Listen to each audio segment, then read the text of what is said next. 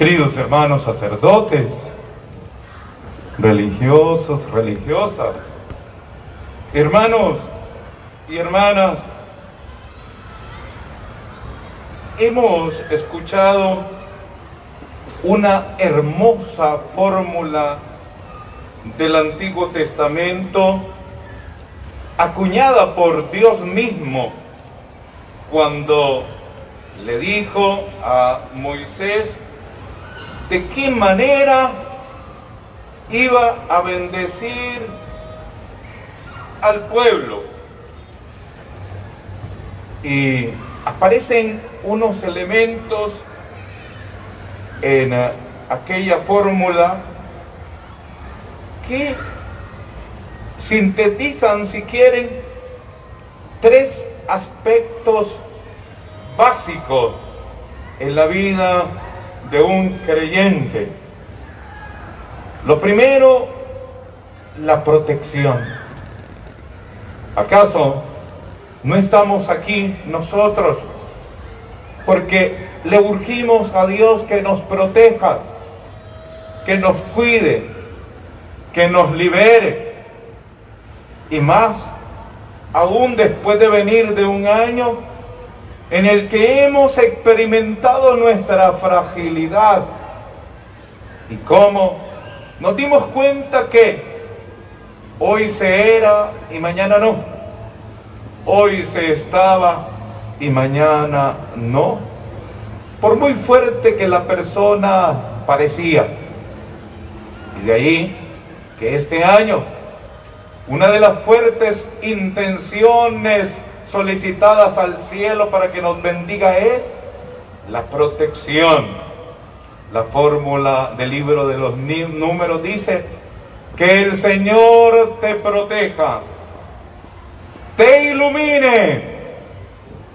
En efecto, queridos hermanos, esa luz que viene de lo alto y penetra en tu mente y en tu corazón te permite ir dando pasos seguros en el camino de la luz.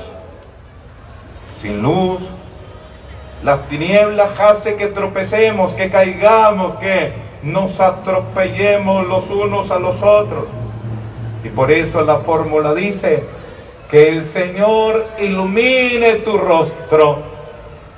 También nosotros estamos pidiendo al Señor luz. Y más de un año como este, que seguramente nos traerá muchas tensiones, posturas radicales,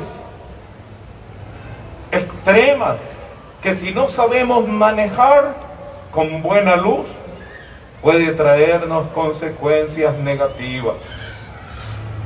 Y la fórmula también, en tercer lugar, habla del favor de Dios, que en efecto se puede traducir en vida. Por ejemplo, Dios nos hace el favor de darnos vida.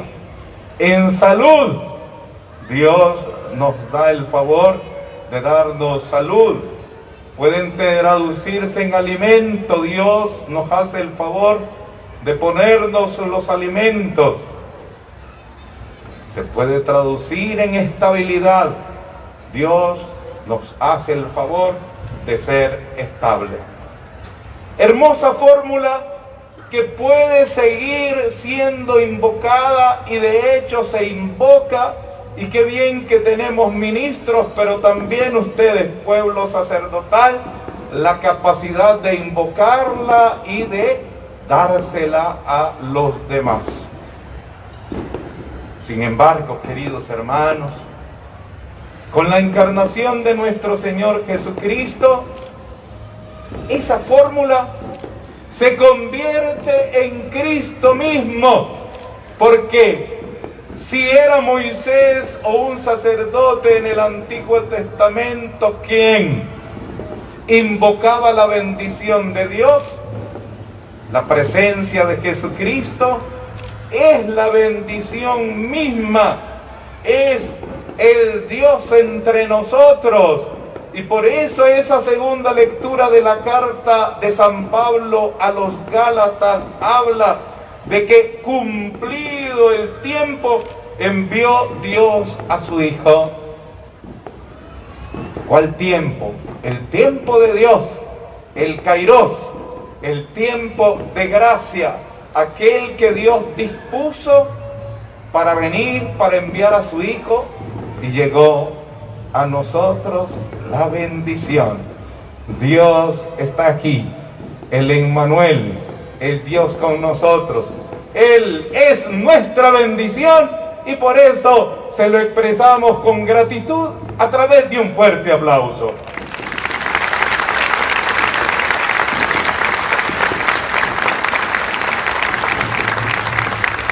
Mis queridos hermanos, esa bendición empieza a ser recibida, a ser aceptada, a tener una recepción. Primero en María, luego en San José, a quienes encontraron los pastores, según dice el Evangelio de Lucas hoy, con el niño. Ellos fueron los primeros en recibir esa bendición. Déjenme reflexionar más sobre esto en puntos finales de esta homilía, para decir que nosotros, queridos hermanos, somos ahora los receptores de esa bendición.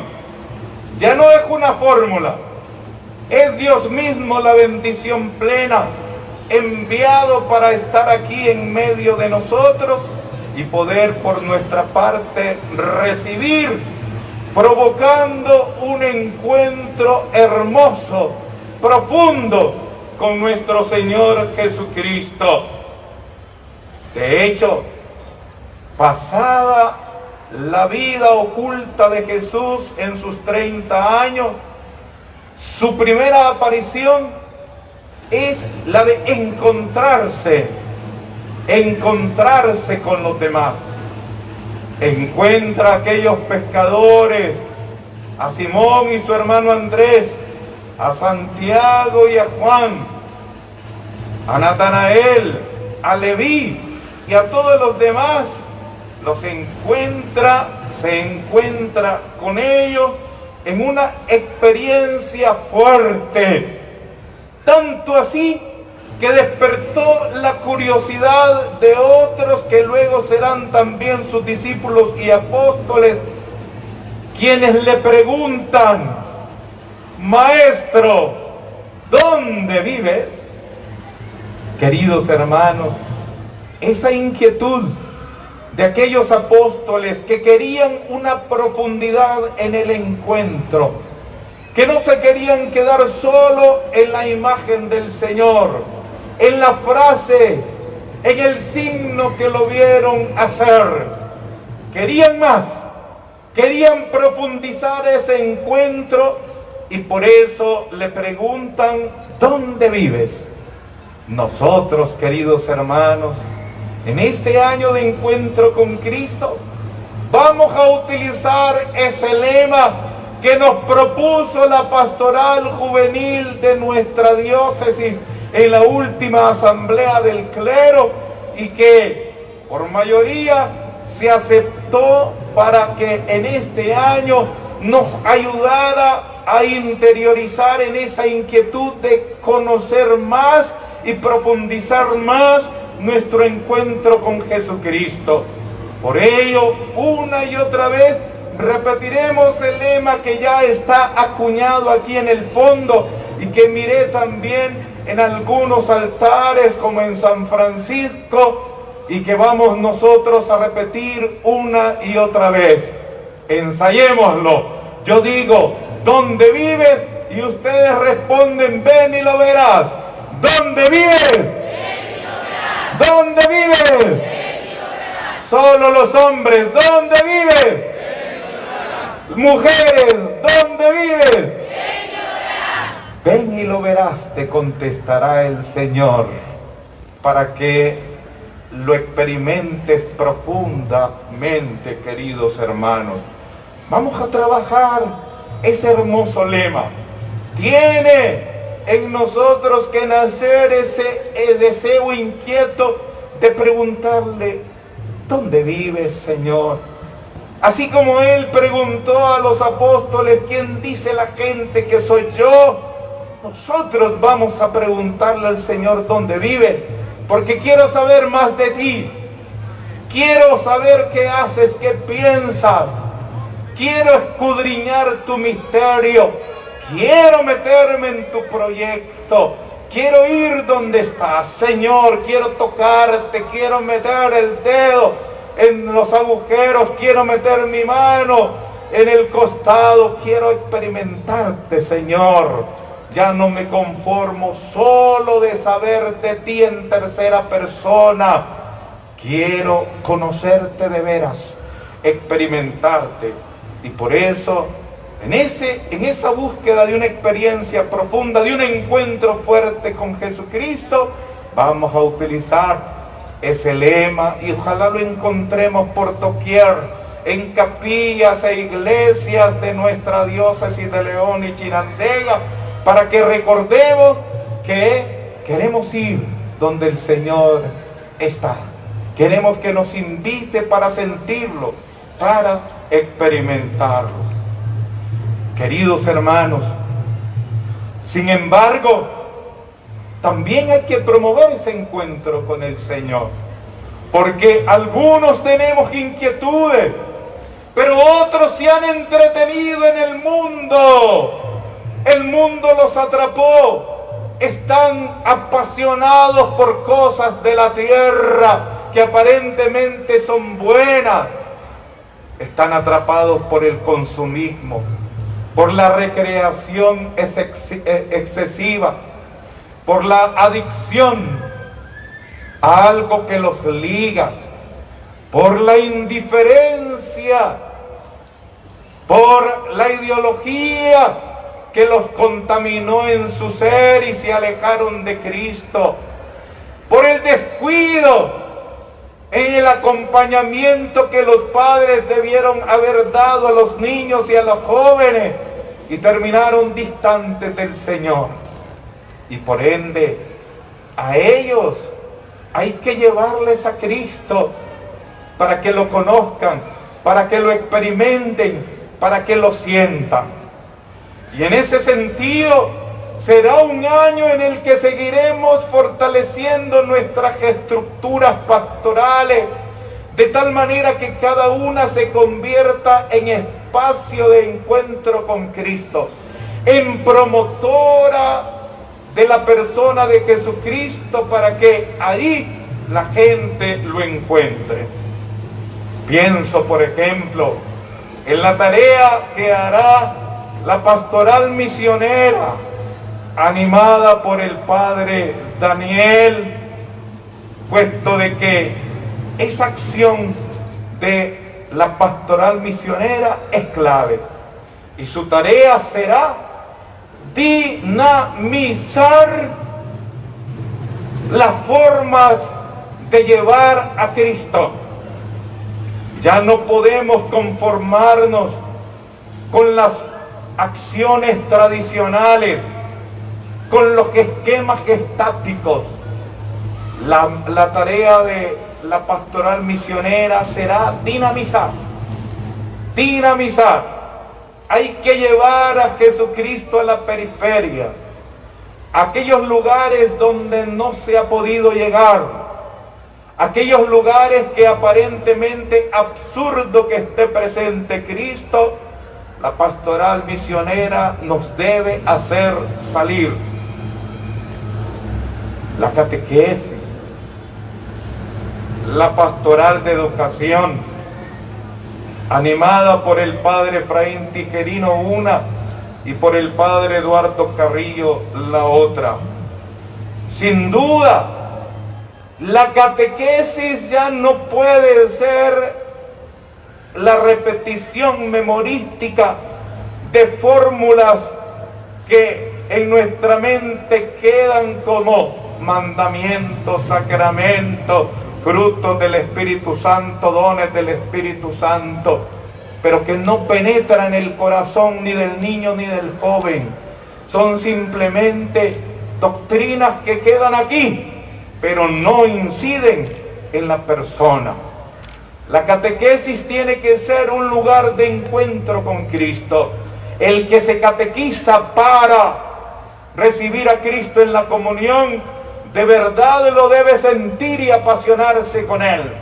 El que es preparado para la confirmación, tiene de verdad que convertirse en un gran testigo de la presencia del Espíritu Santo. Ya no es cuestión de hacer sacramento por hacer sacramento. La catequesis tiene que llevar al catequizado a un encuentro profundo, a un compromiso con Cristo. Y nuestros lugares de educación, atención hermanas que manejan colegios, religiosos que manejan colegios, parroquias que manejan colegios, si no sacamos buenos cristianos de nuestros colegios, hemos fracasado en la tarea. Porque si los preparamos solo científicamente, pero no moralmente, no cristianamente, estamos preparando personas que luego se van a ir contra el cristianismo mismo y contra las buenas costumbres. Y estaríamos preparando personas que, capacitadas científicamente, en vez de hacer el bien a la sociedad, van a hacer el mal. Y salieron de nuestros colegios, como han salido de nuestros colegios líderes que han dejado mucho que desear, y los hemos tenido en colegios católicos. Por ende, si no formamos cristianamente a nuestros chiquillos y jóvenes en los colegios, hemos fracasado en nuestra tarea. El colegio debe llevar a nuestros estudiantes a un encuentro, a una experiencia profunda, y tienen que salir de ahí amando a nuestro Señor Jesucristo. Y ni decir de la pastoral familiar y la pastoral juvenil. La familia es el primer lugar donde debe encontrarse a Cristo. Ha fallado mucho la familia. Se comprometieron en el bautismo y muchos no han cumplido. La familia es la cuna del cristianismo. Si mañana ya el miembro de la familia no es cristiano y es hasta opuesto al cristianismo católico, esa familia ha fallado a su responsabilidad. La familia debe ser ese nido donde al niño se le enseña a conocer a Cristo, donde se le enseña a rezar, donde se le enseñen valores cristianos, donde se le induzca, se le conduzca y se le acompaña a la práctica sacramental, como esa de llevarlo a misa los domingos. No es anda hijo a misa, porque él, que es muy inteligente, dirá: mi papá me manda a misa, pero él no va. Silenciosamente te reclamará. Por ello, gran tarea la de la pastoral familiar, la de fortalecer ese espacio de encuentro con Cristo. Y los jóvenes, como lo vienen haciendo en la pastoral juvenil, tienen la gran tarea de seguir siendo la hora de Dios, la alegría, la sonrisa de Dios, el entusiasmo de Dios, el optimismo de Dios en ustedes. Fue de las pocas actividades rescatables del año pasado, aquella misión hermosa que nos entusiasmó a todos, que le dio vida, alegría a nuestra ciudad, con esa presencia juvenil, caminando, predicando, andando, haciendo obras sociales en nuestra ciudad. Adelante pues, pastoral juvenil, llevando este rostro alegre de Cristo. Que no crean que Cristo es amargura, es carga, es por el contrario descanso. Ustedes tienen pues hermosa tarea. Pensemos en la pastoral litúrgica, animada, por cierto, aquí por el padre Eliar. La anterior es animada, por un lado, por Monseñor Marcos, la pastoral familiar, y por el padre Eladio, que está aquí, la pastoral juvenil. La pastoral litúrgica llevada por el padre Eliar tiene la tarea de hacer bello el espacio de encuentro con Cristo, sobre todo en la liturgia sacramental y más en la de la Eucaristía, y sobre todo la Eucaristía de los domingos. Qué bonito ver ya cantidades de monaguillos con la pureza propia de un niño, de una niña, acompañados por sus padres como lo están haciendo hoy, prestando sus servicios a la iglesia de forma decorosa, íntegra, responsable y alegremente. Qué bonito ver ese grupo de lectores que diariamente van caminando en su proceso de formación y embellecen la liturgia de la palabra con buena entonación y buena presentación, con aplomo y seguridad. Qué bello es ver en la liturgia coros lindos que no vienen a improvisar, sino que queman horas y horas y horas ensayando para agradar a Dios y a la iglesia. Qué hermoso, queridos hermanos, tener cantidades de ministros extraordinarios de la comunión que están ahí acompañando al sacerdote en ese servicio. Y son más los involucrados en la belleza de la celebración, como aquellos que se esmeran en decorar, en limpiar, en poner bonito el espacio donde nos encontraremos con Cristo. Tienen mérito esos que hacen unas decoraciones bellas en las que uno se siente bien, encontrándose dignamente con nuestro Señor Jesucristo. Tarea tiene la liturgia para mantener en crecimiento ese afán de mejorar los espacios y las formas de hacer liturgia para que todos nos sintamos agradables. Tal vez tendríamos que hacer un trabajo fuerte en la acogida de los fieles. Debería de estar allí el ministerio tal vez de lectores acogiendo a la gente, que sintamos que Cristo nos recibe, que alguien nos saluda, que nos cuida, echándonos quebrada allí en la entrada, ofreciéndonos tal vez alguna mascarilla si no se nos olvidó, como algunos les han dado hoy, según vi que tenían por allí cajas. Queridos hermanos, encomendamos pues a la pastoral litúrgica el esmerarse cada día más para que ese espacio de encuentro con Cristo sea decoroso, agradable y digno. La pastoral social, mis queridos hermanos, sin duda es de las que con mayor claridad Jesucristo presenta como el lugar de encuentro con Él. En aquella frase, lo que hiciste con uno de estos mis pequeños, conmigo lo hiciste, está reflejado sin duda que si queremos conocer directamente a Cristo, lo haremos si nos acercamos al que sufre, al desfavorecido, al abandonado, al marginado, al encarcelado, al alejado, al pobre. Y por ello, esa pastoral social se ramifica en la pastoral de la salud, por ejemplo, animada por el padre Julio Oporta y el padre Jorge ahí como capellán en el hospital, y otros sacerdotes que acompañan en centros de salud y pequeños hospitales y clínicas privadas, y en la visita continua a los enfermos con todos los cuidados necesarios.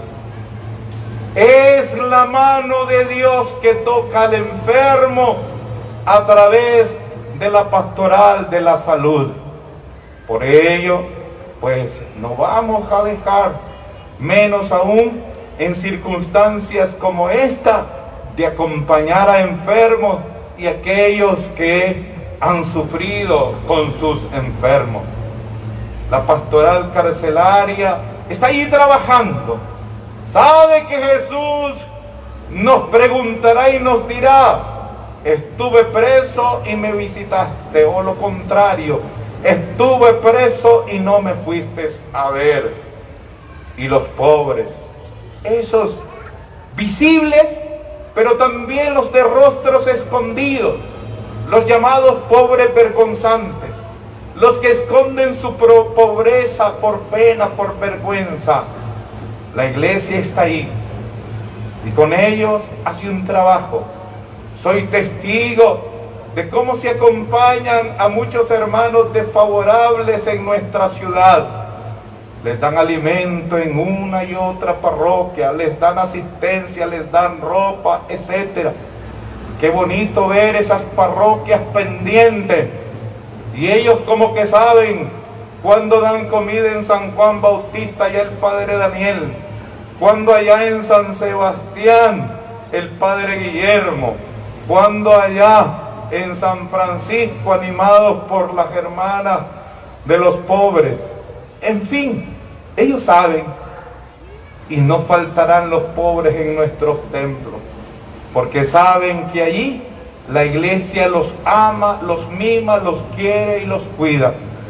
Y vamos a trabajar también en este año de encuentro con Cristo, el encuentro de Cristo con nosotros, de nosotros en Cristo, en los rostros que sufren.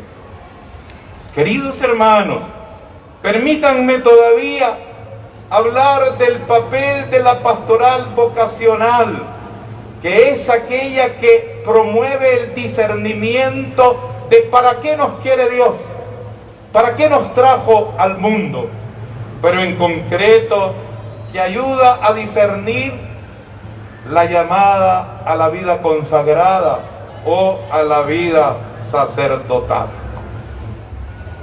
No queremos que un joven quiera ser sacerdote teniendo como única motivación ponerse un día una casulla. Es una motivación muy pobre. No queremos que una muchacha quiera ser religiosa solo para verse así bonita como se ven las hermanas, con sus hábitos y sus velos. Eso es expresión habitual. Que su discernimiento parta de un encuentro con Cristo. Me enamoró tanto Cristo, me conquistó tanto Cristo, me hizo tanto suyo, que todo lo relativizo para irme con Él y decirle: aquí estoy, Señor, para hacer tu voluntad. La vocación tiene que ser fruto de esa experiencia profunda de encuentro con nuestro Señor Jesucristo. Y los seminarios y las casas de formación, como lo dice Aparecida, tienen que ser lugar de encuentro con Cristo. Ahí yo tengo que crecer en Cristo, en esa vida con los demás, a través de la oración, de la Eucaristía, del estudio, de la formación en todos sus aspectos. Yo debo de crecer ahí, en esa experiencia de Cristo. Ese aspecto vocacional también implica el acompañamiento a los sacerdotes en algo que se llama formación permanente. No crean que la pandemia ha evitado que nosotros nos encontremos, muchas veces de forma virtual, como también lo hicimos con las religiosas y los religiosos. Reuniones hermosas, retiro espiritual de una semana con un obispo que nos predicó desde Colombia a través de la plataforma Zoom y nos hizo sentir esa presencia de Cristo. El sacerdote, el obispo necesita renovar continuamente el encuentro con Cristo. Hoy hemos tenido una hermosa experiencia de interiorización. Queridos hermanos, acompáñenos, por favor, en ese encuentro con Cristo. Que vivamos la Eucaristía, que prediquemos en conciencia, que nuestra persona no sea ya la que viva, sino que sea Cristo que viva en nosotros. Es una experiencia, pues, que también hay que acompañar. De ahí que seguiremos mandando sacerdotes, tal vez a Europa, como lo hemos hecho ya, y lo hicimos con el padre Alberto, con el padre Douglas, con el padre Mauro, para que ellos sigan fortaleciendo su ministerio. La vida consagrada en sus carismas sin duda enriquece la presencia de Cristo, pero primero Cristo tiene que enriquecer la experiencia de ustedes en el diario vivir. Que no se enfríe el amor primero, que se mantenga fuerte ese contacto continuo con Jesucristo. Me parece hermoso que las religiosas, si no tienen misa diaria en sus comunidades, van a las parroquias, y aquí en la capilla o en el templo nave central, diario tenemos religiosas oyendo, participando de la Eucaristía. Es el encuentro profundo y cotidiano con nuestro Señor. Y la pastoral rural, animada por el Padre Blas, nos muestra de que Cristo no se quedó en la ciudad, que Cristo también está en el campo, en la gente que cultiva y produce los alimentos que diario consumimos. Esos que se comen el sol de cada día, también hermosamente tienen a Cristo. Qué bello es ir como obispo a una de esas comunidades y ver la romería de gente que bajan de las comunidades para reunirse con sus hermanos y escuchar al pastor. Qué bonito ver esas comunidades que domingo a domingo en las capillas, animados por un delegado de la palabra, tienen ese encuentro con Cristo. Animamos pues a continuar ese trabajo. Y termino el aspecto de la proyección, promoción, evangelización a través de las áreas pastorales, hablando un poco sobre esto que se llama pastoral de comunicación y que nos permite y nos ha permitido llegar a muchos hogares, personas, en momentos en donde tuvimos que ser prudentes y no aglomerarnos. Se llegó allí a través del canal, a través de la radio, a través de las páginas. Se llegó, queridos hermanos, incluso más allá de nuestra diócesis y de nuestro país. La gente se alimentó. Qué hermosa tarea. Conseguimos mucho en este aspecto con esto de la pandemia. La pastoral de comunicación se fortaleció en todas nuestras parroquias y los animamos a seguir siendo lugar de proyección de la imagen de Cristo. Los animamos a que no bajen el entusiasmo que han desarrollado en estos tiempos difíciles. Sin duda a veces nos afecta el aspecto económico. Se nos descomponen los transmisores, se nos roban la cámara, la móvil anda toda destartalada. En fin, pero no hay que desanimarse en esa tarea hermosa de la pastoral de comunicación. Queridos hermanos, ahora volvamos a la Virgen y volvamos a San José, ya mencionados al comienzo, para terminar esta reflexión, que ustedes saben, probablemente es la más lejana, la más larga de todo el año, porque entiendo que ustedes con los sacerdotes esperan de esta reflexión los parámetros en los que nos montaremos para desarrollar nuestra pastoral en este 2021. Allí Pablo, en la carta a los Gálatas, nos dice de Jesús que fue enviado y dice, nacido de mujer. Y esa mujer está aquí, es nuestra madre, y la saludamos con un aplauso.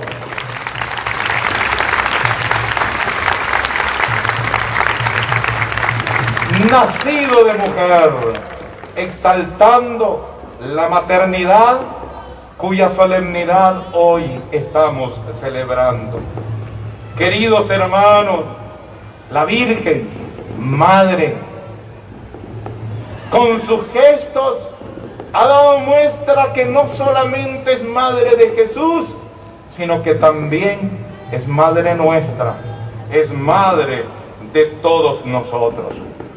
Su maternidad se muestra en la cercanía, y nosotros esa cercanía la celebramos en las diversas advocaciones durante todo el año. Abrimos con la maternidad y durante estos meses celebraremos a la Virgen de Candelaria, a la Virgen del Carmen, a la Virgen del Socorro, a la Virgen María Auxiliadora, a la Virgen de Guadalupe, a la Asunción de María, a la Purísima y lógicamente nuestra ciudad de diócesis, a nuestra patrona, la Virgen de la Merced.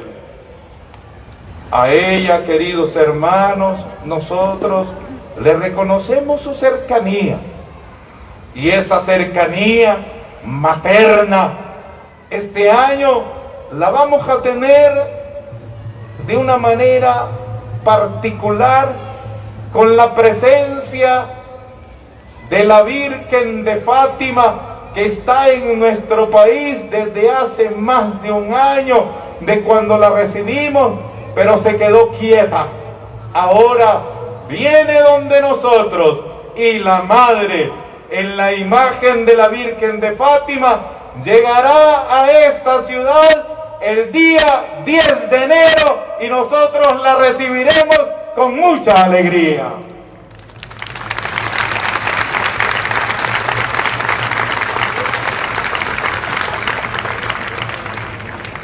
Queridos hermanos, ese día vamos a hacer el envío aquí en Catedral por la tarde. Se suspenderán las misas en las parroquias de las ciudades ese domingo y nos reuniremos aquí para recibir a la Virgen y para enviar a nuestras parroquias a la tarea que aquí les estamos expresando. La Virgen hará un recorrido por nuestras parroquias, se trasladará hasta allá a San Nicolás de Bari y vendrá recorriendo hasta que el 21 de marzo aquí le hagamos la despedida a la Madre, que irá a la diócesis de Chontales y Río San Juan. Sentiremos pues a la Madre, a la Virgen de Fátima, cerca de nosotros. Pero queridos hermanos, el texto enfatiza, y no es Mateo, es Lucas, el que habla de que los pastores encontraron a María y a José, el padre de Jesús. A Jesús se le da un padre que lo cuide. José será el padre, así se le identifica como José, el padre de Jesús. José tendrá un corazón de padre.